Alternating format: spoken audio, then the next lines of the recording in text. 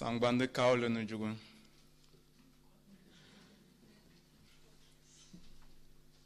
Il n'y a pas de réaction. Hein? Vous l'avez bien compris, nous allons parler aujourd'hui justement du parler en langue. Ma réaction, votre réaction, elle est normale. J'ai parlé dans ma langue. Et donc évidemment, vous n'êtes pas édifié, n'est-ce pas? Donc, vous allez peut-être poser la question, pourquoi choisir le parler en langue alors que dans notre assemblée, on ne parle pas en langue? On ne parle pas en langue dans notre assemblée, c'est sûr, mais pourquoi choisir ce message ou ce thème? C'est parce qu'il est très très important.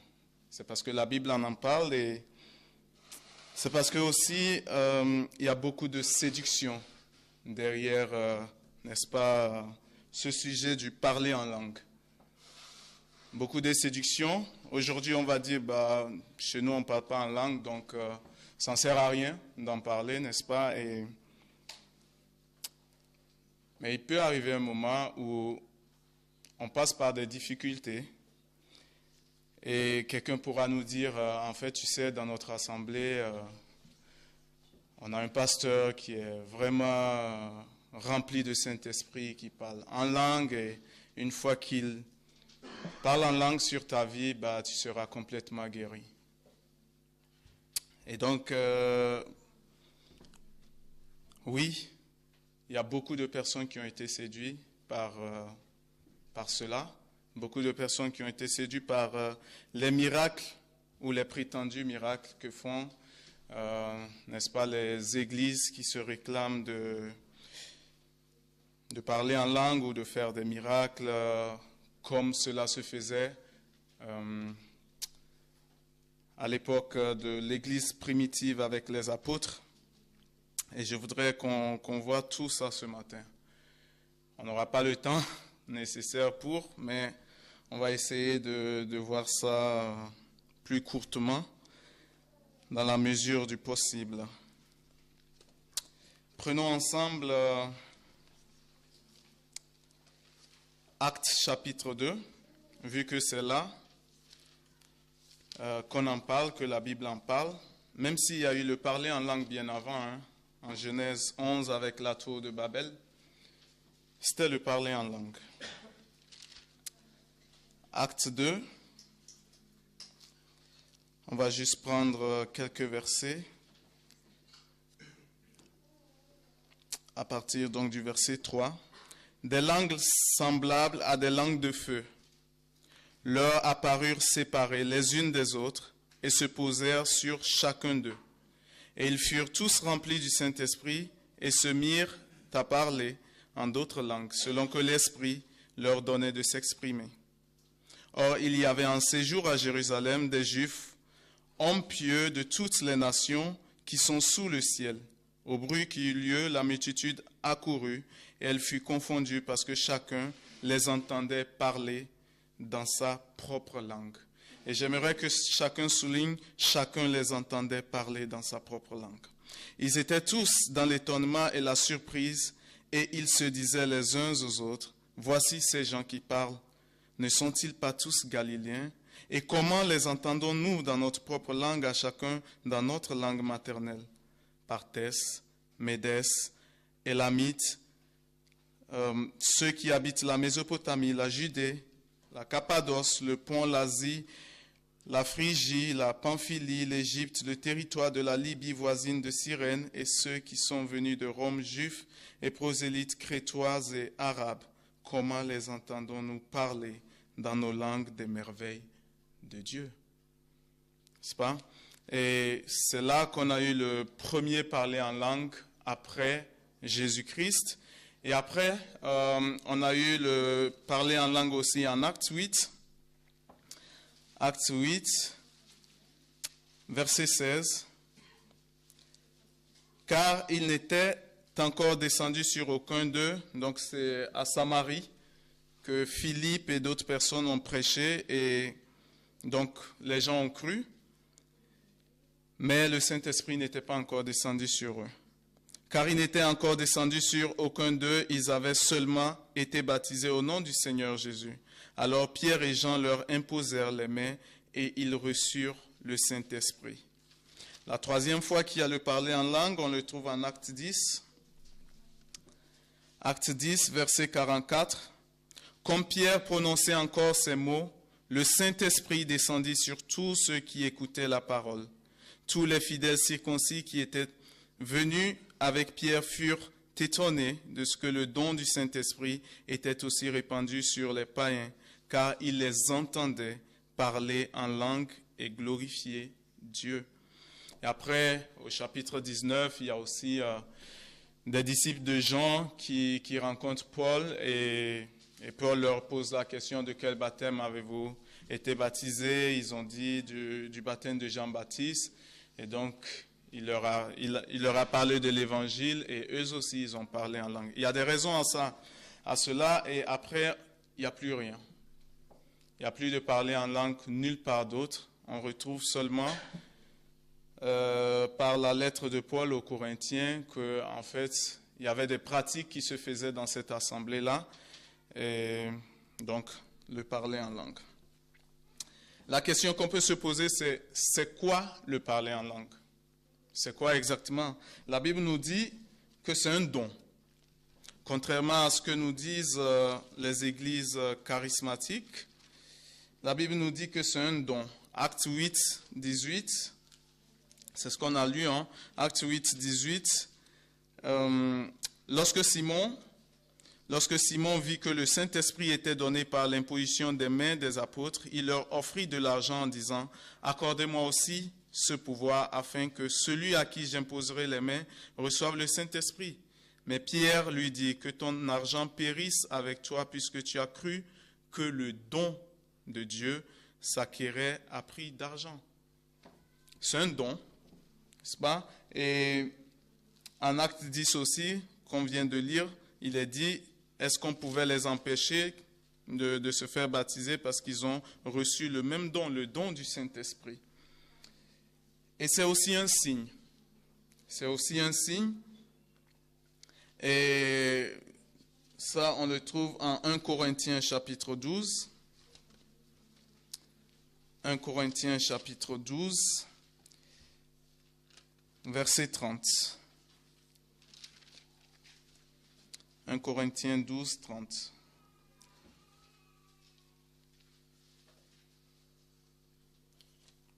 Tous ont-ils le don de miracle? Non, c'est pas là. C'est 1 Corinthiens 14, 22, s'il vous plaît. Par conséquent, les langues sont un signe.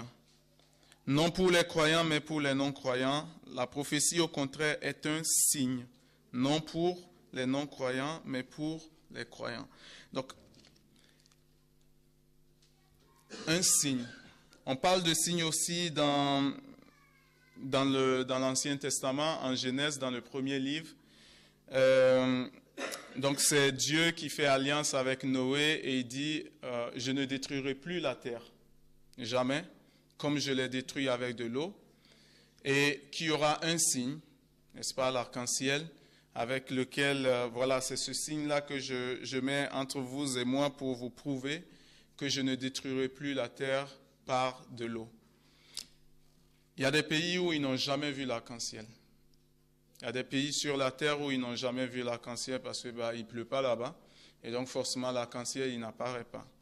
Donc les signes, c'est quoi? Ce sont des choses qui ne sont pas permanentes.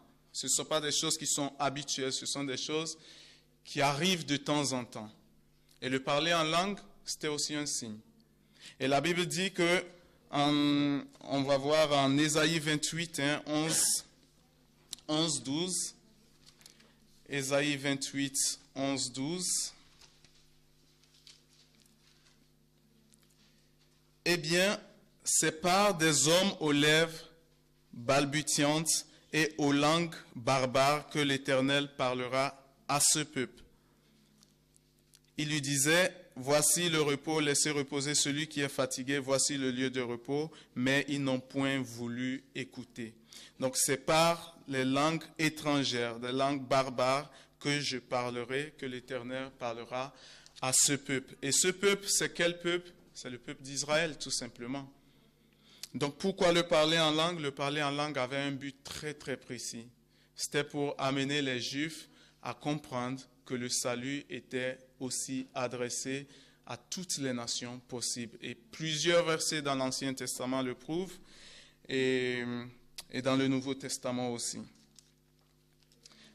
La question qu'on peut se poser, c'est pourquoi de parler en langue? Donc, comme je l'ai dit, c'est pour prouver aux Juifs, n'est-ce pas, que le salut était aussi adressé à toutes les nations. Acte 2, 3. Acte 2, 3. Des langues semblables à des langues de feu leur apparurent séparées les unes des autres et se posèrent sur chacun d'eux. Des langues de feu. Que caractérise le feu dans la Bible? À chaque fois qu'on parle de feu, on parle de jugement. En fait, le parler en langue, c'est un jugement de Dieu contre son peuple Israël. C'est un jugement à leur encontre. Un jugement, pourquoi? Parce qu'ils ont eu le cou raide, ils ont eu des oreilles dures, comme on peut le dire, et ils n'ont pas écouté ce que le Seigneur leur a dit. Même les disciples, quand on considère Acte 1:8 que Philippe a lu aujourd'hui, « Mais vous recevrez une puissance, le Saint-Esprit survenant sur vous, et vous serez mes témoins où? À Jérusalem, dans toute la Judée, dans la Samarie, et jusqu'aux extrémités de la terre. » Et jusqu'aux extrémités de la terre. Mais qu'ont fait les disciples exactement? Ils sont restés à Jérusalem. Ils n'ont pas bougé de là, jusqu'à ce que vienne la persécution. Acte 8:1. Donc, Acte 1:8, Acte 8:1. Saul avait approuvé le meurtre d'Étienne. Il eut ce jour-là une grande persécution contre l'Église de Jérusalem, et tous, excepté les apôtres, se dispersèrent dans les contrées de la Judée, de la Samarie. Tout ce que le Seigneur leur avait dit, ils n'avaient pas respecté. Le Seigneur a permis qu'il y ait la persécution avant qu'ils ne sortent pour aller au loin, en Judée, en Samarie, en Judée. Il y a une raison à cela, ce sont des Juifs. Il faut comprendre que ce sont des Juifs, et les Juifs, ils ne s'associaient pas avec les autres. Et on le voit aussi avec Acte 10, où le Seigneur permet qu'il y ait une nappe avec des animaux impurs. Tue et mange. Pierre dit, je n'ai jamais mangé quelque chose d'impur. Et plusieurs fois, pendant 3 fois, cela se fait. Et après, que dit Paul quand il vient, quand le Seigneur le convainc d'aller avec les gens chez Corneille, qui est lui un païen, n'est-ce pas? Acte 10, 34. Alors Pierre, ouvrant la bouche, dit, « En vérité, je reconnais que Dieu ne fait point de favoritisme, mais qu'en toute nation, celui qui le craint et qui pratique la justice lui est agréable. » C'est en ce moment-là que Pierre reconnaît cela. Et donc, il y a eu le miracle, et le Saint-Esprit est descendu sur eux, les gens ont parlé en langue. Et lorsque Pierre retourne chez les siens, chez les autres, il accuse. « Pourquoi es-tu rentré chez les païens? Pourquoi? » Parce que ce sont des Juifs et c'est comme ça. Ils n'entraient pas chez les païens. Donc il se défend, il s'explique. En Acte 11, il dit, verset 15, Acte 11, verset 15, « Lorsque je me fus mis à parler, le Saint-Esprit descendit sur eux comme sur nous, au commencement, comme sur nous. » Donc c'est pareil. Pourquoi je dis c'est pareil? C'est parce que les gens qui parlent aujourd'hui en langue, et je le dis avec des pincettes, ils disent en fait que l'expérience à la Pentecôte, elle est différente du don du parler en langue. Elle est différente. Donc le baptême, n'est-ce pas, de ce qu'ils appellent le baptême dans l'esprit est différent du baptême de l'esprit. Donc un petit jeu de mots comme ça pour mélanger les gens. Mais voilà, verset 16, « Et je me souvins de cette parole du Seigneur, Jean a baptisé d'eau, mais vous serez baptisés du Saint-Esprit. Or, puisque Dieu leur a accordé le même don, Qu'à nous qui avons cru au Seigneur Jésus-Christ, pouvais-je moi m'opposer à Dieu? Après avoir entendu cela, ils se calmèrent et ils glorifièrent Dieu en disant, Dieu a donc accordé la repentance aussi aux païens afin qu'ils aient la vie. Donc c'est en ce moment qu'ils commencent par comprendre en fait, finalement. Donc c'était un signe, c'était quelque chose qui devait être, qui ne devait pas être habituel. C'était quelque chose, c'était un jugement et c'était pour amener les Juifs à comprendre que le parler en langue, enfin que les autres nations avaient aussi droit à la vie éternelle, tout comme les Juifs. Tout comme les Juifs. Et pas autrement. Et nous allons nous attarder beaucoup sur 1 Corinthiens. Donc on retourne en 1 Corinthiens. Et là, on va voir une stratégie de Paul. En fait, Paul, il utilise une stratégie pour ne pas choquer ou pour ne pas...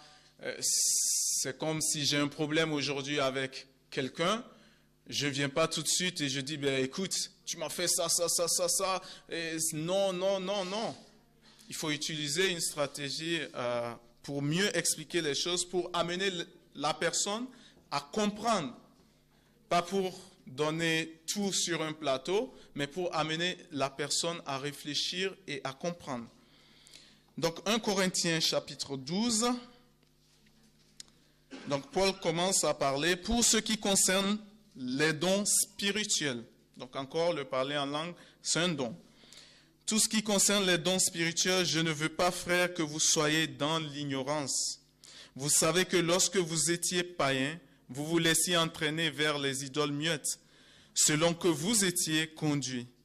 C'est pourquoi je vous déclare que personne, s'il parle par l'Esprit de Dieu, ne dit Jésus est anathème, et que personne ne peut dire Jésus est le Seigneur si ce n'est par le Saint-Esprit.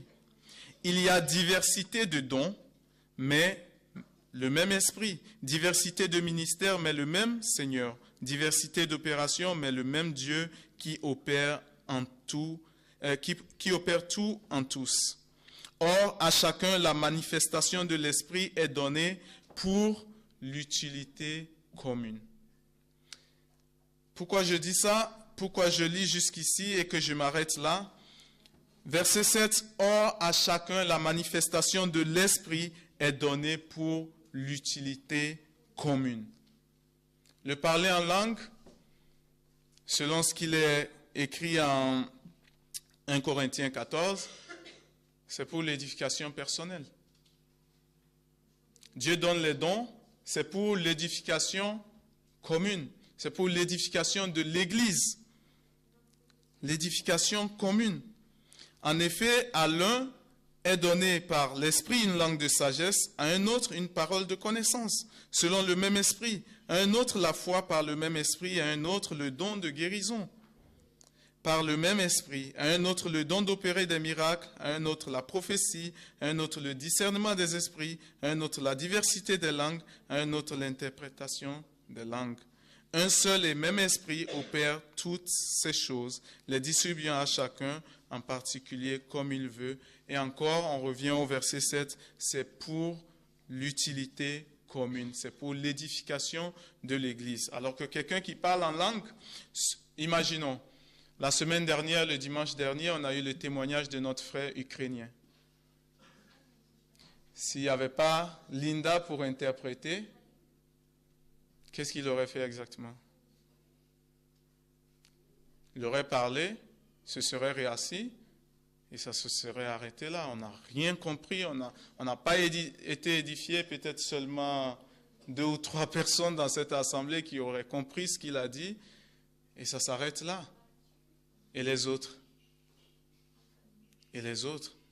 J'ai parlé dans ma langue, vous n'avez pas répondu, j'ai dit que le Seigneur vous bénisse. Normalement, vous deviez dire Amen.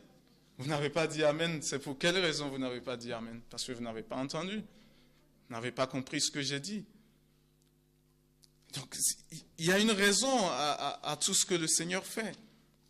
Il y a une raison à tout ça. Verset 13. Nous avons tous, donc 1 Corinthiens 12, 13, nous avons tous, en effet, été baptisés dans un seul esprit pour former un seul corps, soit juif, soit grec, soit esclave, soit libre, et nous avons tous été abreuvés d'un seul esprit. Nous avons tous été baptisés dans un seul esprit. Donc le baptême de l'esprit, comme se réclament les églises pentecôtistes, ça n'a rien à voir avec ce qui se fait aujourd'hui. Et je peux vous dire que dans les chrétiens, enfin dans les chrétiens qui se réclament d'être évangéliques, il y a 90% qui parlent en langue. Enfin, j'ai vraiment du mal à dire qu'ils parlent en langue. Parce que si on considère le parler en langue biblique, ils ne parlent pas en langue. Ils ne parlent pas en langue, c'est un charabia en fait, tout simplement. Et c'est une possession démoniaque. J'en suis persuadé. C'est une possession démoniaque. Et c'est une séduction. Et pourquoi ces personnes se réclament d'être plus saintes, hein, d'avoir, comment dire, une connexion exceptionnelle avec Dieu, avec le Seigneur, et avec le Saint-Esprit? C'est faux. C'est faux. Et nous devons faire attention. Parce que c'est une séduction qui est énorme, elle est grosse. Et tout le monde peut être embarqué dans cela. Tout le monde.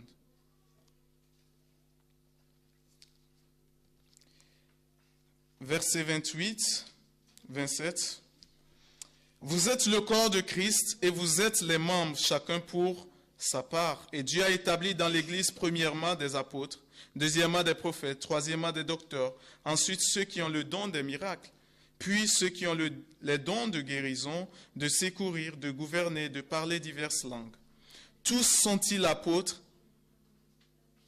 Tous sont-ils apôtres? Non. Tous sont-ils docteurs? Tous ont-ils le don des miracles? Tous ont-ils le don de guérison? Tous parlent-ils en langue? Tous interprètent-ils? À chaque question, c'est non, non, non. Aujourd'hui, nous avons des apôtres. Apôtre un tel, prophète un tel, et plein d'autres dénominations, prophétesse telle, enfin, voilà. C'est une séduction. Nous n'avons pas à courir vers ces personnes parce que c'est un mensonge. C'est un mensonge. Les apôtres, c'est ceux-là qui ont vu, vécu et choisi par Jésus. Vécu avec lui, ayant fait le ministère avec lui et ayant été choisi par Jésus lui-même. On va dire, et Paul c'est un apôtre? Oui, c'est un apôtre. Il a rencontré Jésus. Il a été choisi par Jésus-Christ. Contrairement à ce que Pierre a fait dès le début, hein, Pierre a choisi un certain Thomas, je pense. Thomas, il a choisi enfin quelqu'un en acte 2 ou acte 1, il a choisi un apôtre pour suppléer à Judas, alors que Matthias, c'est ça? Voilà, Matthias pour suppléer à Judas, alors que ça ne venait pas de Dieu. Ça, c'était Pierre lui-même qui l'avait fait, ce n'était pas une ordonnance du Seigneur. Donc le 12e que Dieu a remplacé avec Judas, c'était donc Paul. Et verset 31, aspirez aux dons les meilleurs, et je vais encore vous montrer une voie par excellence. Donc, l'apôtre Paul est en train de leur dire, ils doivent aspirer aux dons les meilleurs. Et quels sont ces dons les meilleurs? Donc, il développe d'abord au chapitre 13, mais il reviendra sur les dons les meilleurs au chapitre 14. Mais on va voir juste chapitre 13, verset 4. L'amour est patient. Il est plein de bonté. Moi, je pourrais remplacer l'amour par Jésus-Christ. Jésus-Christ est patient, il est plein de bonté. Jésus-Christ n'est point envieux, Jésus-Christ ne se vante point, Il ne s'enfle point d'orgueil, il ne fait rien de malhonnête, il ne cherche point son intérêt, il ne s'irrite point, il ne soupçonne point le mal, il ne se réjouit point de l'injustice, mais il se réjouit de la vérité. Il excuse tout, il croit tout, il espère tout, il supporte tout. Plus haut, il avait dit, si j'ai les dons de prophétie, j'ai les dons des langues, même si je parle, parce que aujourd'hui, ceux-là qui parlent en langue disent en fait qu'ils parlent les langues des anges. Plusieurs fois dans la Bible, on voit les anges qui apparaissent, qui apparaissent à Moïse, qui apparaissent à Jacob, qui apparaissent à Joseph. Dans quelle langue leur parlait-il? Dans quelle langue leur parlait-il? Poser la question, c'est donner la réponse. Il leur parlait dans leur propre langue. Et donc, Paul utilise l'hyperbole ici, 13.1. Quand je parlerai les langues des hommes et des anges. C'est une exagération. Si même je parlais la langue des anges, qui sait s'il y a une langue des anges? Ils communiquent, c'est sûr. Dans quelle langue, je ne sais pas. Et je ne cherche même pas à savoir parce que ça n'a aucun intérêt pour moi. Aucun. Verset 8. L'amour ne périt jamais. On peut dire Jésus-Christ ne périt jamais. Les prophéties seront abolies. Les langues cesseront. La connaissance sera abolie. Car nous connaissons en partie et nous prophétisons en partie. Mais quand ce qui est parfait sera venu, ce qui est partiel sera aboli. Il y a beaucoup d'interprétations concernant ce verset-là. On dit c'est quand Jésus-Christ sera venu, donc tout ça sera aboli. Mais si on parlait de Jésus, on aurait dit quand celui qui est parfait. On dit quand ce qui est parfait. Ce qui, c'est quelque chose. Ce n'est pas une personne. Et il faut savoir que quand Paul écrivait cette parole, il n'y avait pas encore la Bible. La Bible n'existait pas. Il n'y avait que l'Ancien Testament, donc Moïse et les prophètes. Et donc, c'était nécessaire qu'on ait toute la parole dans toute son entièreté. Et donc, ce qui est parfait pour moi, c'est la parole de Dieu. C'est la parole de Dieu.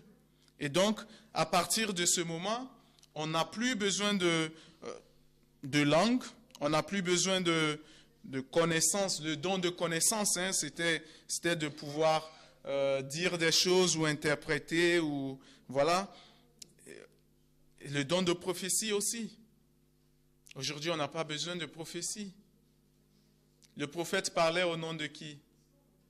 Quand on voit Ésaïe, Jérémie, Ézéchiel, ainsi parle l'Éternel. Aujourd'hui, on a le ainsi parle l'Éternel qui est là, la parole de Dieu. On n'a plus besoin de quelqu'un pour nous dire, écoute, Rodrigue, l'année prochaine, voilà, tu seras en Afrique du Sud ou tu seras, je sais pas, aux îles Comores. J'ai pas besoin de savoir ça. Ça rejoint un peu la divination, ou ça rejoint un peu le tirage de cartes. Lis dans ma main pour savoir ce qui va m'arriver demain, qu'est-ce que je vais faire demain. Si Dieu veut que je sache ce qui va m'arriver demain, il va me le révéler. Et s'il ne me le révèle pas, c'est parce qu'il sait que ce n'est pas important que je le sache. Sinon, je serais angoissé, je ne vais même pas vivre l'instant présent. Tout simplement. Et donc, toutes ces choses-là seront abolies quand viendra la parole de Dieu. Verset 13, maintenant donc, ces trois choses demeurent. La foi, l'espérance, l'amour. Mais la plus grande de ces choses, c'est l'amour. C'est le français, maintenant donc, ces trois choses demeurent. Maintenant, c'est ce qui demeure. On n'a plus de prophétie, on n'a plus de langue, on n'a plus de tout ça, de tout ce que les gens se réclament aujourd'hui. Maintenant donc, les choses qui demeurent, c'est la foi, l'espérance et l'amour. La foi pour être sauvé, l'espérance pour atteindre ce que le Seigneur nous a promis, et l'amour.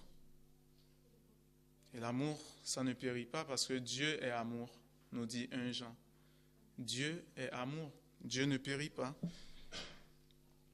Et donc, au chapitre 14, Paul revient donc sur le aspirer aux dons les meilleurs. Il dit, recherchez l'amour. Recherchez l'amour. Aspirez aussi aux dons spirituels, mais surtout à celui de prophétie. En effet, celui qui parle en langue ne parle pas aux hommes, mais à Dieu, car personne ne le comprend. C'est en esprit qu'il dit des mystères. Et là, ce verset contredit toute l'arnaque, en fait. Dans les églises où on parle en langue, quelqu'un parle ou des gens parlent, et une personne se lève et il dit, en fait, il est en train de dire que, je prends juste un exemple très très simple, voilà, il est en train de dire que demain j'aurai une voiture. Alléluia, n'est-ce pas? Ça arrange, ça réjouit le cœur et tout. Mais la Bible dit quoi? Que celui qui parle en langue ne parle pas aux hommes, il parle à Dieu. En quoi le fait que je suis en train de parler à Dieu est une prophétie sur la vie de mon frère qui est assis quelque part? C'est une séduction. Verset 3, celui qui prophétise au contraire parle aux hommes, les édifie, les exhorte, les console. C'est ce qui est important. Pourquoi nous nous réunissons? C'est pour ça. Pour qu'on soit édifié, pour qu'on soit exhorté, pour qu'on soit consolé. Celui qui parle en langue s'édifie lui-même. Celui qui prophétise édifie l'Église. Pourtant, quand on parle du don, on l'avait vu, chapitre 12, verset 7. Or, à chacun, la manifestation de l'Esprit est donnée pour l'utilité commune. Et on dit, celui qui parle en langue s'édifie lui-même. Dieu ne nous donne pas des dons pour que ça nous édifie nous-mêmes. Il nous donne des dons pour que ça édifie le corps du Christ. Verset 5, je désire que vous parliez tous en langue, mais encore plus que vous prophétisiez. Celui qui prophétise est plus grand que celui qui parle en langue, à moins que ce dernier n'interprète, pour que l'Église en reçoive l'édification. C'est normal. Comme je le disais, notre frère a donné un témoignage qui était très encourageant. Moi, j'ai été béni personnellement. Et pourtant, s'il n'y avait pas Linda pour traduire, je n'aurais pas été édifié. Ça n'aurait servi absolument à rien.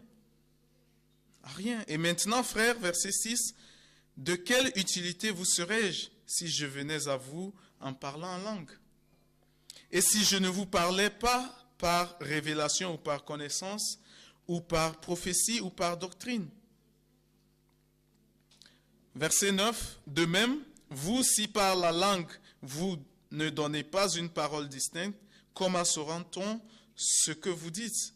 Car vous parlerez en l'air. Vous parlerez en l'air. Et aujourd'hui, dans les églises pentecôtistes, tout le monde parle en langue. C'est pas 2 ou 3, hein, c'est tout le monde parle en langue. Vous passez à côté, chacun, c'est un vacarme, c'est extraordinaire. Et on est persuadé que c'est le Saint-Esprit, l'Esprit Saint, l'Esprit de Dieu qui est en train de présenter toutes ces manifestations-là. Moi, je ne crois pas à cela.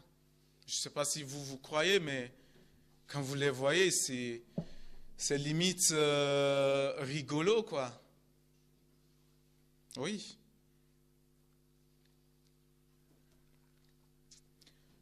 Verset 10, aussi nombreuses que puissent être dans le monde les diverses langues. Donc, évidemment qu'il s'agissait des langues réelles, vu que quand on a lu en Acte 2, tous ceux qui étaient les prosélytes et tous les Juifs qui étaient ailleurs les entendaient parler dans leur propre langue.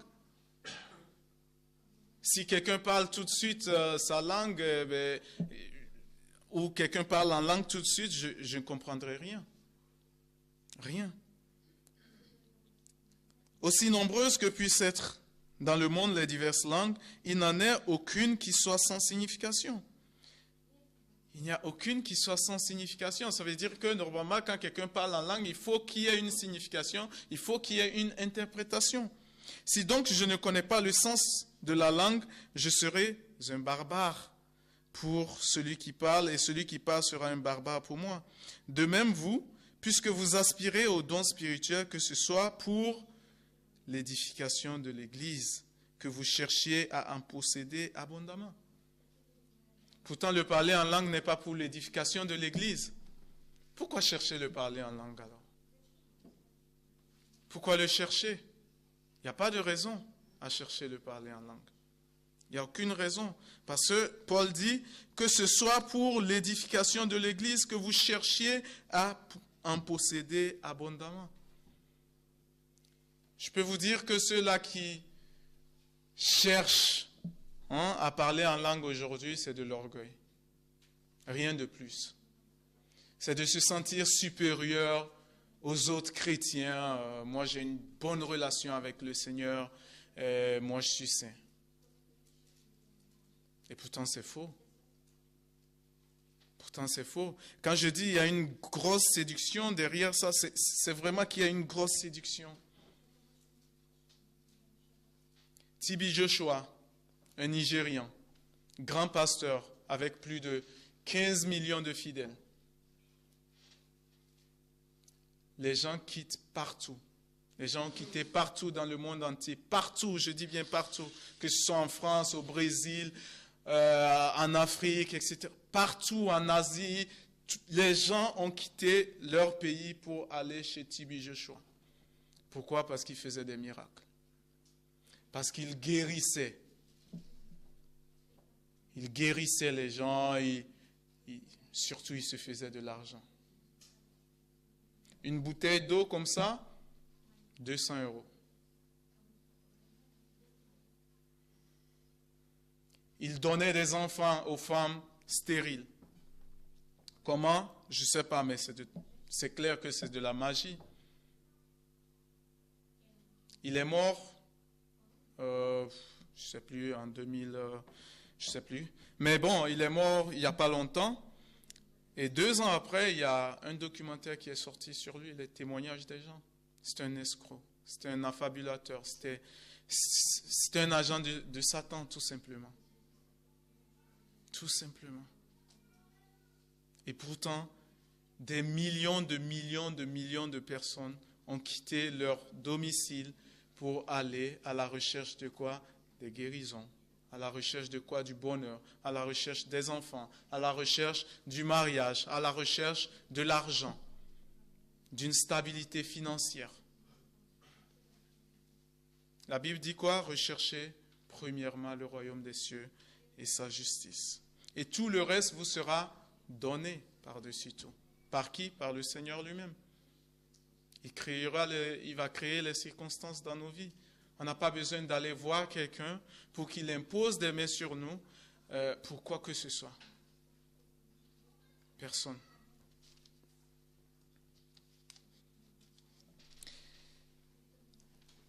Je vais sauter.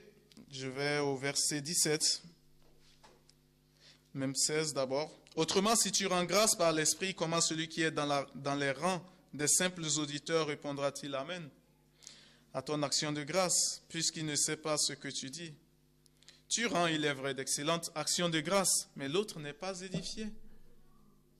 Si l'autre n'est pas édifié, pourquoi? Pourquoi? Je rends grâce à Dieu de ce que je parle en langue plus que vous tous. Il y a d'autres versions qui disent, je rends grâce à Dieu, je rends grâce à Dieu de ce que je parle plus de langues que vous tous. Paul parlait l'hébreu, il parlait plusieurs langues. Quand on voit dans le livre de Corinthiens, quand il vient devant Agrippa, quand il vient devant les rois, il leur parlait dans leur langue, il parlait plusieurs langues. Il avait la nationalité romaine, il parlait le grec, il parlait l'hébreu. Donc il parlait plusieurs langues, alors que les Corinthiens, ils n'étaient jamais sortis, ils parlaient que le grec. Mais dans l'Église, j'aime mieux dire 5 paroles avec mon intelligence, afin d'instruire aussi les autres, que 10 000 paroles en langue. Si je dis je préfère 5 que 10 000, le choix, il est clair. Il est clair. Il est clair. On peut faire les calculs de probabilité. Hein. C'est quasi nul. Et donc, il les encourage. Frères, ne soyez pas des enfants sous le rapport du jugement, mais pour la méchanceté, soyez des enfants. Mais ces choses-là, nous devons les juger pour voir, mais est-ce que c'est vrai ça? Est-ce que c'est vrai? Verset 22, par conséquent, les langues sont un signe non pour les croyants, mais pour les non-croyants. Les langues sont un signe non pour les croyants, mais pour les non-croyants. Si vous êtes ici, je suis persuadé que c'est parce que vous êtes des croyants que vous êtes ici. Même si vous n'êtes pas encore au Seigneur, il y a quelque chose pour lequel vous êtes ici. Vous croyez un tout petit peu. Les langues sont un signe non pour les croyants, mais pour les non-croyants. Et les non-croyants ici, si on lit le verset 21 avant le 22, c'est « Et par des lèvres d'étrangers que je parlerai à ce peuple ». Les non-croyants ici, ce sont les Juifs qui ont renié Jésus-Christ, qui n'ont pas cru que le salut était aussi adressé aux autres nations. Les non-croyants ici, ce n'est pas ceux qui ne sont pas encore en Jésus-Christ. Donc c'est un signe pour les Juifs. Donc pourquoi aujourd'hui on parle en langue alors dans les assemblées? Il n'y a pas de raison. Parce que les Juifs eux-mêmes aujourd'hui, ils sont persuadés que le salut, il est partout. Dans toutes les nations. Verset 23. Si donc dans une assemblée de l'Église entière, tous parlent en langue, et qu'il entre de simples auditeurs ou des non-croyants, ne diront-ils pas que vous êtes fous? Ne diront-ils pas que vous êtes fous? Imaginez, nous tous, on se lève et on commence à chaud, comme ils le font dans leur assemblée. Les enfants vont courir, ils vont venir ici. Mais qu'est-ce qui se passe, papa? Mais qu'est-ce qui se passe? Tu es devenu fou? Papa, il y a un problème? Et si les voisins qui sont là, ou si des gens sont en train de passer, ils risquent d'appeler le SAMU, la police, pour qu'ils viennent parce qu'il y a un problème ici. On voit des gens qui sont en train de prendre leur tête, en train de cogner le mur. Mais qu'est-ce qui se passe? Et ça se passe dans les églises. Dans ces églises-là, ça se passe. Des gens même qui viennent avec les coupes-coupes pour découper Satan. Des machettes. Bon, coupe-coupe, c'est pas trop. Des machettes pour découper Satan. N'est-ce pas? Verset 24. Mais si tous prophétisent et qu'il entre un non-croyant ou un simple auditeur, il est convaincu par tous. Il est jugé par tous.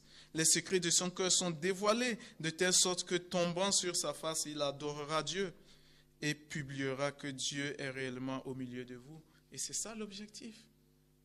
C'est ça l'objectif. L'objectif, ce n'est pas de nous considérer comme des fous, mais c'est d'amener les autres aussi à croire en Dieu, à croire au Seigneur.